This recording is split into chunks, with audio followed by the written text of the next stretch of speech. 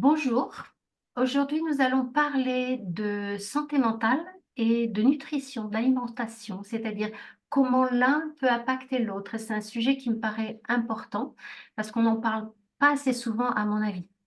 Donc aujourd'hui nous avons la chance de pouvoir discuter avec Muriel Bouquier-Ouziel, Bonjour. qui est...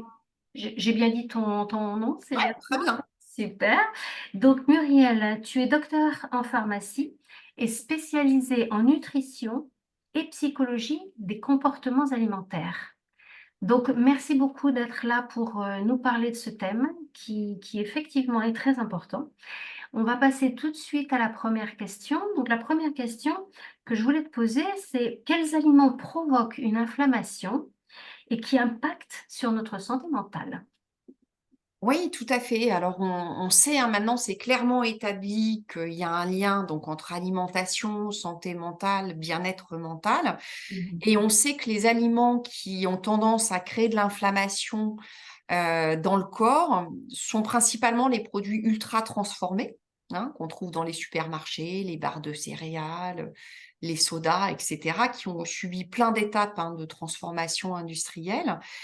Et qui crée de l'inflammation dans le corps, mais aussi au niveau de notre cerveau. Donc on parle de neuroinflammation avec un risque, d'augmenter effectivement, tout ce qui est dépression, perte de mémoire, maladies, neurodégénératives.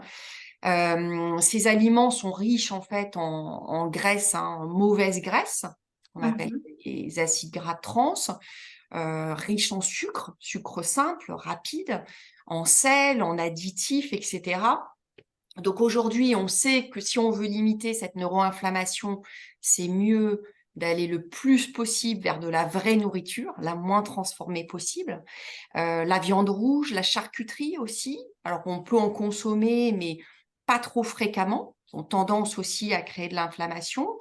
Et puis l'alcool, hein. On sait que l'alcool impacte notre cerveau défavorablement et Ouais. que ça joue, hein, sur notre bien-être psychique, hein. Donc encore une fois, modération, c'est le mot-clé. C'est pas jamais, mais c'est, voilà, hein, avec parcimonie. J'ai une petite question, en fait 2 petites questions. Quand tu parles de d'aliments ultra transformés, est-ce que l'on peut aussi rajouter à la liste les repas qui sont tout prêts, qu'on a juste à mettre au micro-ondes ou au four et qui sont tout prêts? Ça serait ma première question. Oui, tout à fait. Alors j'ai envie de pondérer un petit peu parce que parfois on peut être amené à acheter ce genre de repas. Ça peut dépanner, hein, donc c'est pas jamais, jamais. Mais effectivement, si c'est consommé de façon régulière, un plat tout préparé va être trop riche en sel. Il y a toujours du sucre qui est rajouté, hein, dans les soupes toutes prêtes, etc. Et c'est vrai qu'il y a des additifs, sinon ils se conserveraient pas. Et aujourd'hui, on sait que ces additifs ont un impact négatif, hein, sur notre santé physique, mentale, entraînent un déséquilibre du microbiote intestinal. Donc je dirais, c'est pareil, ce sont des options qui vont dépanner, mais pas trop souvent. Et donc mon deuxième point, c'était, pas trop souvent, pas trop fréquemment. Est-ce qu'on peut avoir un petit peu plus d'idées de combien de fois par semaine, combien de fois par mois? Est-ce que ça dépend de son âge, de sa corpulence, de son histoire médicale, de voilà, qu'est-ce qu'on en fait de ce pas trop souvent? Alors certainement, je dirais, par rapport à sa condition, physique et s'il y a une pathologie chronique, bah, là, je dirais le moins souvent possible, hein, parce qu'on sait qu'on n'ira pas dans le bon sens.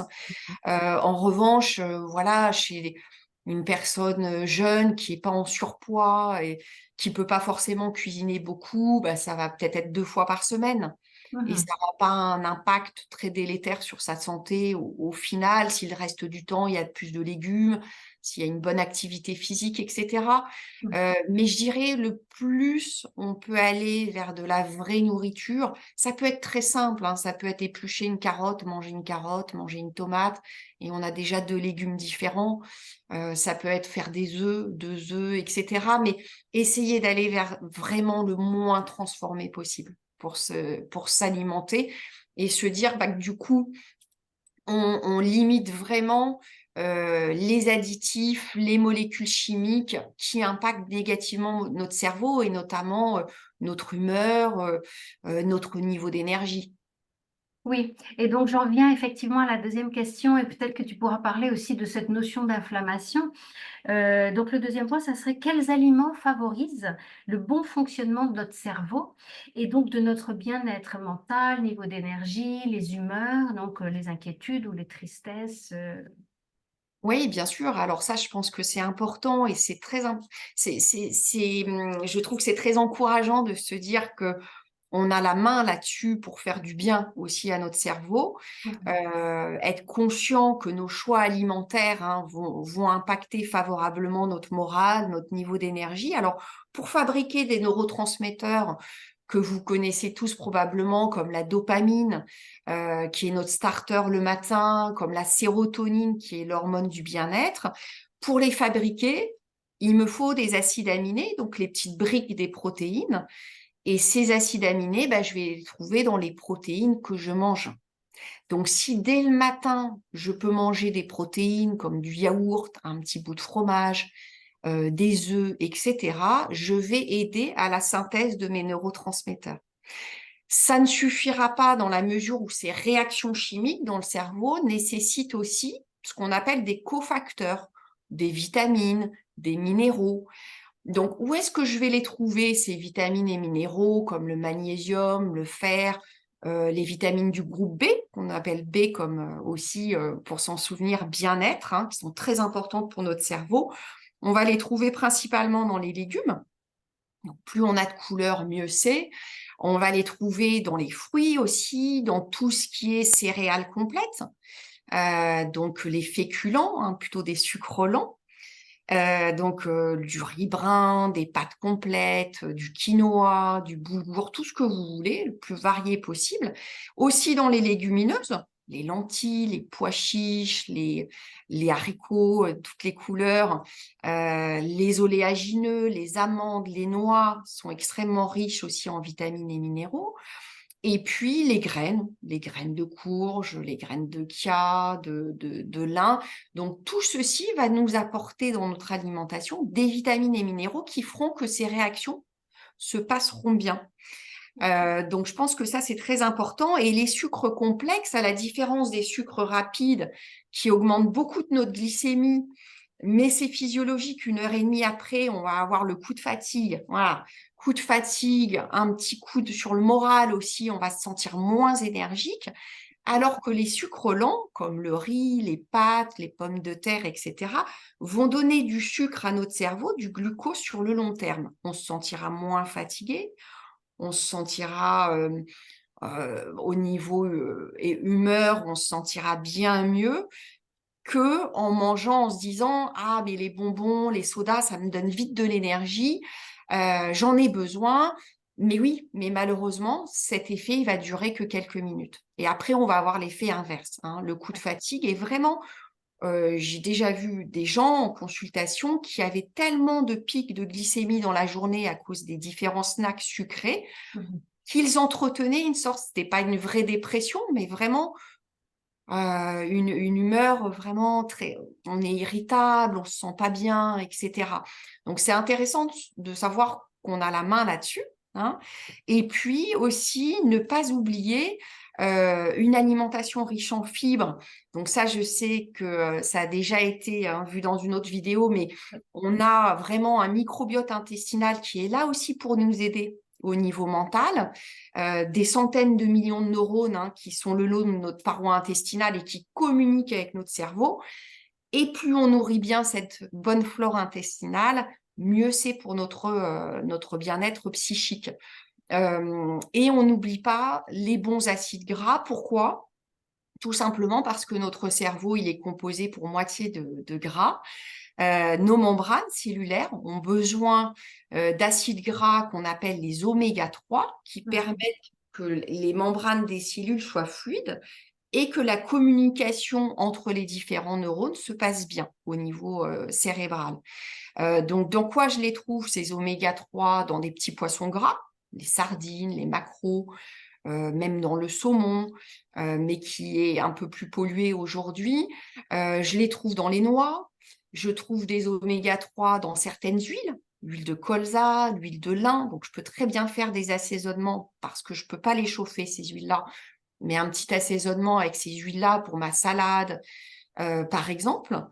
Euh, et dans les graines aussi, les graines de lin moulu, etc., on a aussi des oméga 3. Donc, tous ces aliments vont favoriser le bon fonctionnement du cerveau et donc vont m'aider aussi à avoir un bien-être, je dirais, cérébral, un mental bien meilleur que si je vais vers des aliments qui provoquent de l'inflammation et donc voilà, un moins bon fonctionnement du cerveau. D'accord. Donc, juste un petit point par rapport à ça. Effectivement, peut-être faire attention s'il y a des gens qui ont des allergies, qu'ils consultent directement. D'ailleurs, Bien ils sûr. pourront aller te voir. Je redirai que tes coordonnées sont là. Au niveau de l'inflammation, est-ce que je me trompe ou pas en disant que les aliments anti-inflammatoires sont des antioxydants? Alors, tu as raison dans le sens où les antioxydants, qu'on appelle aussi, donc il y a les polyphénols des fruits et légumes, hein, plus c'est coloré, plus on a ces petites molécules, les polyphénols qui ont des propriétés antioxydantes et qui protègent aussi nos fonctions cérébrales. Tout à fait. Alors, il y a aussi, je ne l'ai pas cité tout à l'heure, mais le thé, le café, le chocolat noir Mhm. apportent des antioxydants, donc sont intéressants mais à condition de les consommer avec modération. Donc, c'est toujours pareil, il y a un peu cette balance euh, à laquelle il faut faire attention, en fait, ou en petite quantité, voilà, le thé vert, le chocolat noir vont être très intéressants de ce point de vue-là et effectivement ont des propriétés antioxydantes, protectrices hein, et intéressantes, donc pour lutter contre l'inflammation, tout à fait. D'accord, d'accord. Et alors maintenant, tu me disais que tu pouvais nous proposer une assiette ou des idées comme ça de qu'est-ce qu'on peut manger pour favoriser justement cet équilibre de nos humeurs. Oui, tout à fait. Alors, une assiette, moi, que j'aime bien conseiller, bonne pour notre cerveau, ça serait bah, justement des petits poissons gras, donc 2 sardines, hein, ça peut même être en boîte, mais dans une bonne qualité d'huile, et puis on enlève le surplus d'huile. Donc 2 bonnes sardines fraîches, grillées, avec du riz complet, par exemple, pour donner de l'énergie à notre cerveau sur le long terme. Mhm. Et puis, qui dit complet, bah, dit m'apporte aussi des fibres intéressantes pour mon microbiote et puis pour la satiété. Et puis, une moitié d'assiette de légumes, le plus coloré possible, en Ouais. essayant d'avoir toujours un légume vert et un légume d'une autre couleur. Donc, ça peut être des brocolis avec des tomates. Si vous faites cuire les tomates au four, la tomate cuite apporte du lycopène, qui est antioxydant, qu'on n'a pas si on mange la tomate crue.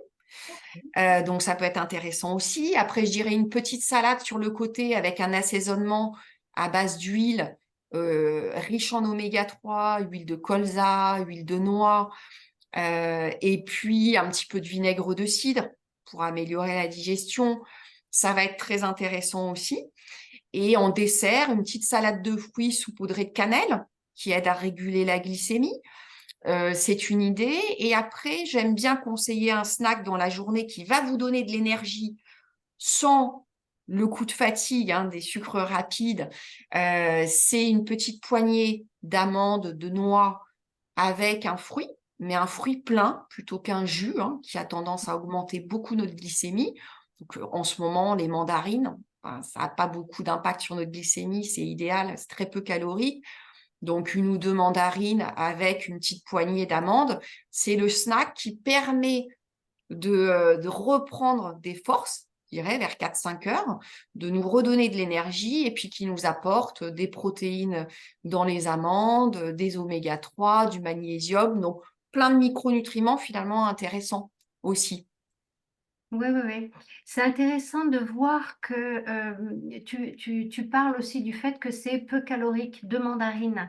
Et c'est vrai que c'est important parce que ça peut être aussi un souci et, et, et ça peut aussi jouer sur l'humeur, justement, hein, la gestion de la quantité de ce qu'on mange, etc.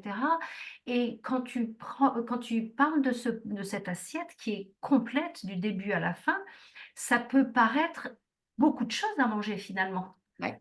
hein, Oui, entre le riz, les deux sardines, la petite salade du côté, le dessert de salade de fruits avec un peu de cannelle, et puis après s'autoriser encore. Donc c'est intéressant, et je me trompe peut-être, hein, tu vas me le dire, mais de se rendre compte que finalement un repas comme ça qui est quand même, qui remplit bien qui va donner un sentiment de satiété, va permettre de réguler l'humeur de par ses nutriments, ainsi que cette sensation de ouf, bah, j'ai bien mangé, j'ai pas faim, quoi. Pendant tout la à journée. fait. Et je crois que c'est très important ce que tu précises parce que justement, parfois, les gens sont étonnés et me disent, ah, mais ça me paraît beaucoup. Ouais. Mais en fait, le fait de bien nourrir son corps et son cerveau Mhm. permet justement d'éviter les fringales. Fringales qui souvent, si notre cerveau n'a pas assez de glucose, il va nous amener vers ce qui est le plus sucré pour avoir tout de suite ce qu'il lui faut. Mhm. Et on rentre après dans un cercle vicieux où on est beaucoup plus fatigué d'aller vers des sucres rapides, alors que si on se nourrit bien, vraiment en profondeur avec ce qu'il faut de protéines, des bons glucides lents et beaucoup, beaucoup de végétaux pour les fibres, les vitamines et les minéraux, mais on n'a pas faim jusqu'au repas suivant. Ouais. Le snack de l'après-midi reste intéressant parce que aide à produire un peu plus de sérotonine et d'hormones du sommeil le soir, donc, et permet d'avoir moins faim au dîner. Donc, moi, je conseille souvent le petit snack de l'après-midi qui Mhm. permet de se recharger en énergie.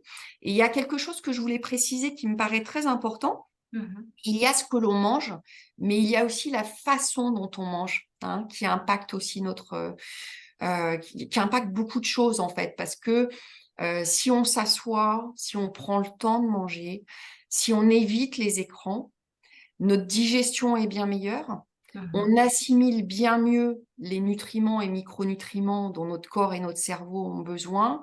Et aujourd'hui, il y a beaucoup, beaucoup d'études qui montrent que regarder ses mails, regarder son téléphone pendant un repas a un effet quand même très, très délétère et sur nos comportements alimentaires. On a tendance à manger plus gras, plus sucré. Et puis, ça modifie notre digestion, ça modifie énormément de choses. Donc, je pense que c'est un tout.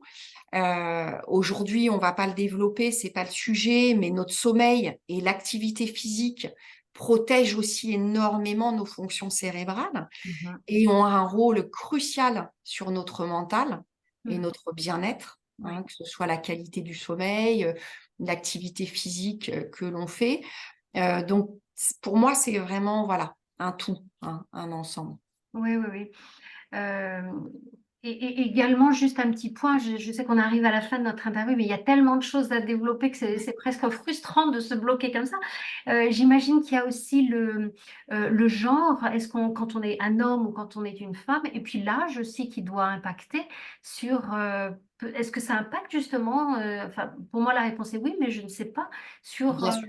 voilà, qu'est-ce Ah qu'on... oui, tout à fait. Alors, je dirais, il y a l'âge, il y Mhm. a chez la femme les fluctuations hormonales aussi, qui vont jouer sur les comportements alimentaires.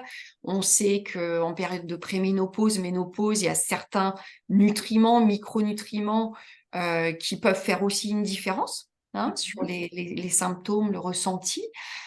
Donc ça, c'est très important et je pense que c'est ce qui fait aussi que le domaine de la nutrition, quand on accompagne les gens, il faut le faire de la façon la plus personnalisée possible. Parce il y a des conseils généraux, comme on vient de le voir ensemble aujourd'hui, qui sont importants. Mais après, chaque individu est différent. On ne réagit pas tous pareil au niveau des aliments par rapport à notre glycémie. Il y a beaucoup, beaucoup de recherches qui se fait là-dessus en ce moment. Et donc, chaque être humain est unique. Et c'est vrai que c'est là où c'est intéressant, justement. Quand on accompagne une personne, c'est de personnaliser le plus possible Mhm. nos conseils en fonction du rythme de vie de la personne. Certains travaillent la nuit, dorment le jour, on est obligé de voir des conseils différents. Certains ont des pathologies chroniques qui demandent aussi des ajustements. Et ça, c'est très important aussi, ouais, tout à fait. Mhm. D'accord, d'accord. Un grand merci pour tout ce que tu as pu nous expliquer et nous dire. Comme on disait, il y aurait encore beaucoup à faire et d'ailleurs, pourquoi pas Ouais, une autre avec plaisir. vidéo à un autre moment. En tout cas, pour toutes celles et ceux qui ont envie de travailler avec Muriel ou qui ont encore des questions à poser potentiellement, vous pouvez la contacter. Je mettrai toutes ses coordonnées en dessous de la vidéo. Donc, n'hésitez pas et puis voyez directement avec elle à ce moment-là. Sachez que Muriel est bilingue. Donc, en anglais et en français, où que vous soyez dans le monde d'ailleurs, on travaille à distance maintenant, il y a pas de problème. Voilà. Merci Pierre. Grand merci et au revoir à tout le monde. Au revoir.